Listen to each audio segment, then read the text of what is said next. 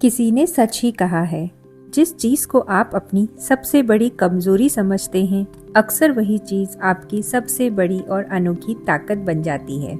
आज की कहानी इसी पर आधारित है। पूरी कहानी ध्यान से सुनिएगा, बहुत ही दिलचस्प है। एक शांत झील के किनारे एक छोटा सा कछुआ रहता था, जिसका नाम था धीर। धीर स्वभाव से बहुत ही सीधा साधा और धीमी गति वाला था। उसके पड़ोसी खरगोश, हिरण और सारस जैसे तेज और फुर्तीले जानवर अक्सर उसकी धीमी चाल पर हंसते थे। धीर हमेशा यह सुनकर मन ही मन दुखी होता था। वह सोचता था कि मैं कितना कमजोर हूँ, मेरी गति कितनी धीमी है। अगर कोई खतरा आया तो मैं कभी भाग नहीं पाऊंगा। एक दिन मौसम अचानक बदल गया। झील पर भयंकर तूफान आ गया और मूसलाधार बारिश होने लगी।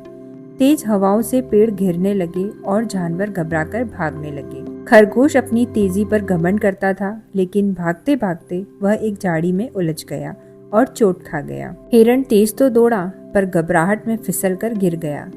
सारस ने उड़ने की कोशिश की, लेकिन तेज हवाएं उसे बार बार नीचे धकेल देती थी। सभी जानवर खुले मैदान में फंस गए, जहां उन्हें आश्रय नहीं मिल रहा था। धीर ने देखा कि चारों ओर अफरा तफरी मची हुई है। उसे भी डर लगा, पर तभी उसे अपनी सबसे बड़ी ताकत याद आई, उसका मजबूत खोल। वह जरा भी घबराया नहीं। उसने अपनी धीमी गति से पास की एक सुरक्षित जगह की ओर चलना शुरू किया। जैसे ही एक बड़ा पेड़ उसके पास जोर से गिरा, धीर ने तुरंत अपनी खोल के अंदर खुद को पूरी तरह छिपा लिया। उसका खोल एक सुरक्षित किला बन गया। जब तूफान गुजरा तो धीर अपनी खोल से बाहर निकला। उसने देखा कि तेज भागने वाले सारे जानवर थक चुके थे और उन्हें हल्की फुल्की चोटें भी आई थी, लेकिन धीर पूरी तरह सुरक्षित था। खरगोश और बाकी जानवरों ने धीर की ओर देखा। खरगोश ने शर्मिंदा होकर कहा, धीर, हमने तुम्हें हमेशा कमजोर समझा, पर तुम्हारा धीमापन और तुम्हारी खोल ही तुम्हारी सबसे बड़ी शक्ति साबित हुई। तुमने सिखाया कि अपनी कमियों को भी ताकत बनाया जा सकता है। धीर मुस्कुराया।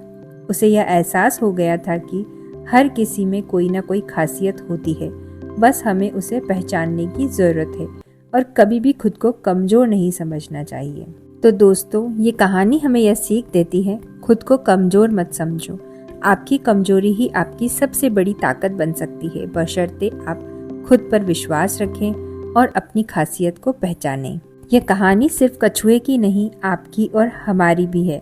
अंत में मैं यही कहना चाहूंगी, आप जैसे भी हैं अपने आप को स्वीकार करें, खुश रहें और आगे बढ़ें। कहानी को पूरा सुनने के लिए आपका शुक्रिया। उम्मीद करती हूँ आपको कहानी पसंद आई होगी।